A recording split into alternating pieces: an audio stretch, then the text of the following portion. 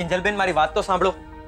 કિંજલબેન હજુ કહું છું, એક વાર તો સાહેબ સાથે વાત કરી લ્યો. શું કામ વાત કરું? પપ્પાએ તો દુકાને આવવાનું જ બંધ કરી નાખ્યું છે અને પોતાની જાતને આખી દુનિયાથી અલિપ્ત કરી નાખી છે. તો પપ્પા સાથે વાત કરીને કોઈ મતલબ છે ખરો? કિંજલબેન બહુ નુકસાન થઈ જશે. અને નુકસાનનું તો જવા દો, આપણે નવી જગ્યા જોઈશું ને એટલે નવા નાકે નવી દિવાળી જેવો હાલ થઈ જશે. આપણે માંડ માંડ અહીંયા સેટ થયા છે. સેટ થયા છીએ? બે ચાર માણસ અહીંયા દુકાને ચા પીવા આવે ને એને સેટ થયા ના કહેવાય. અને ઉપરથી રાહુલ અને ઉત્કર્ષ આપણને અહીંયા ક્યારેય સેટ થવા નહીં દે. એટલે બસ 2-4 દિવસ વધારે બધું પેક કરો ને નીકળો અહીંયાથી. અને અત્યારે હું દુકાન જોવા જઈ રહી છું. કિંજલ, તારે આ દુકાન ખાલી કરવાની જરૂર નથી. એક્સક્યુઝ મી, તમે આ જગ્યાના માલિક છો, મારી મરજીના નહીં. અને હું તમને ભાડું આપવા બંધાયેલી છું, જવાબ આપવા માટે નહીં. હા હા, મને ખબર છે, પણ તમે લોકો આમ અચાનકથી દુકાન ખાલી કરીને જતા રહો, 1-2 મહિનામાં કોન્ટ્રાક્ટ તોડીને જતા રહો, તો પછી મારે ભાડું વાત ક્યાંથી લાવો? કેમ? રાહુલ નથી? એકની જગ્યાએ 2 દુકાન ચલાવશે, એમાં શું? ને બીજી વાત, જેમ ભાડું ચૂકવવું મારો પ્રોબ્લેમ છે, એમ ભાડું આજ શોધવો એ તમારો પ્રોબ્લેમ છે. જો કિંજલ, હું તને આ દુકાન કોઈ કાળે ખાલી કરવા નહીં દઉં, સમજી? આઈ મીન, જો તારે ભાડું 500 રૂપિયા વધારે લાગતા હોય તો 300 ચાલશે. મફત ચલાવવા દુકાન આપીશ ને રાહુલની જેમ તો પણ નહીં. અને મને ખબર છે, હું આ દુકાન ચલાવીશ ને એટલે તું રોજ રોજ નવા નાટક કરીશ. નહીં તો પેલા રાહુલ પાસે નાટક કરાવડાવીશ. ઠીક છે, તું એમ ઈચ્છે છે ને કે રાહુલને હું આ દુકાનથી કાઢી મૂકું? ઠીક છે, કાઢી મૂકીશ.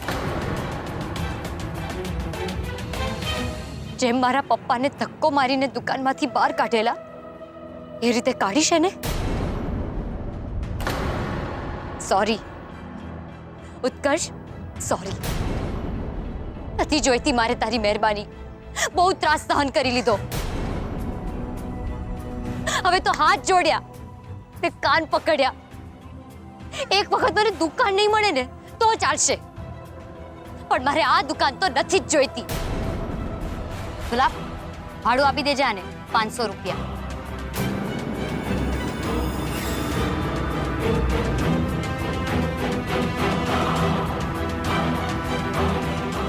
ઉત્કર્ષભાઈ, ભાડું નથી જોઈતું. અને એક વાત સમજી લેજે કે આ દુકાન ખાલી નહીં થાય એટલે નહીં થાય, સમજો?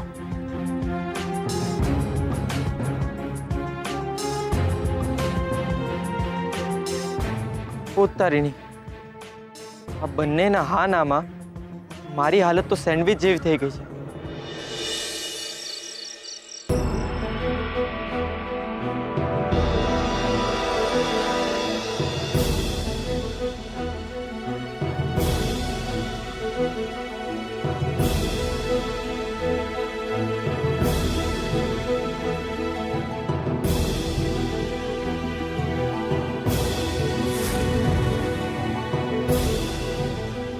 સારું થયું કે હું ત્યાં ગઈ, નહીં તો મને ક્યારેય ખબર ના પડી હોત. પણ આ સાચું છે કે ખોટું કેવી રીતે ખબર પડશે? મારે સેજલના ઘરે જવું જ પડશે એ જાણવા માટે કે શું સાચું છે ને શું ખોટું.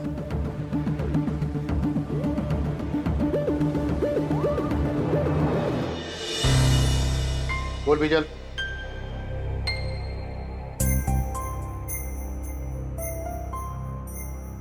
બોલતી કેમ નથી તું? તું બોલીશ નહીં તો મને ખબર કેવી રીતે પડશે કે તું શું કહેવા માંગે છે? પપ્પા, વાત મારે નહીં, કિંજલને કરવી છે. પછી તું કેમ આવી અહીંયા? કિંજલ વતી કેમ? બોલો કિંજલને. હું અહીંયા છું પપ્પા. શું કેવું છે તારે?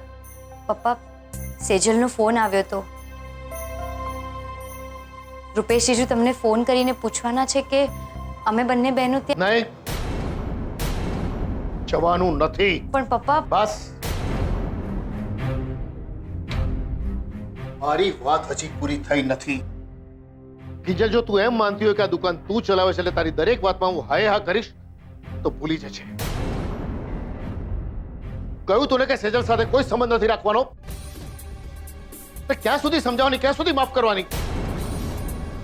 સેજલ 5 ફોન કરે કે 50 ફોન કરે, આપણે ઉપાડવાના નથી.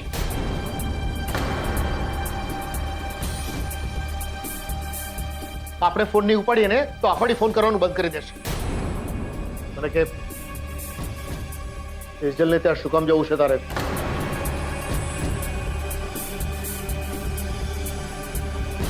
પપ્પા એ તો તો કહેવા માટે બહાનું નથી મળતું ને? હે ભગવાન, હવે હું પપ્પાને કેવી રીતે સમજાવું કે મારે સેજલના ઘરે શું કામ જવું છે? જવાબ આપ મને. બીજલ, તારી પાસે જવાબ છે? જવું છે માસુક સંઘવીને ત્યાં?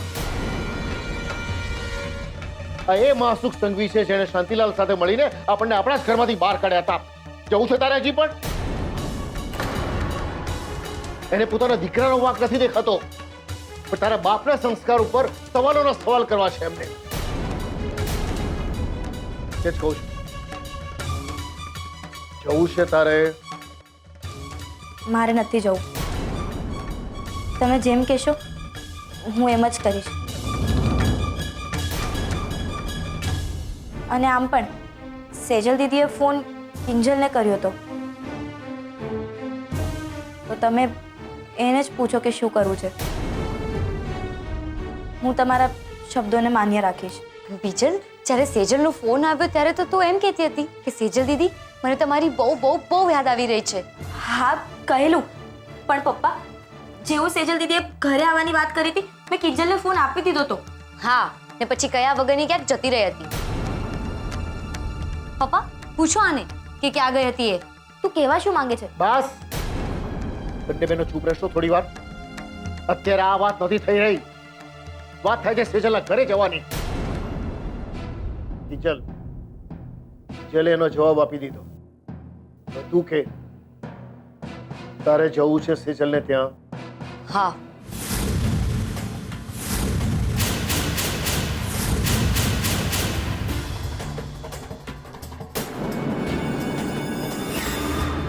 ઠીક છે, ક્યારે જવું છે? હમણાં? ના પપ્પા, આવતીકાલે. ભલે, એક વાત યાદ રાખજે કિંજલ, એકવાર આ ઘરનો ઉંબરો ઓળંગીને તું સેજલના ઘરે ગઈ પછી ઉંબરો ઓળંગીને ક્યારે આ ઘરમાં પાછી નહીં આવી શકે.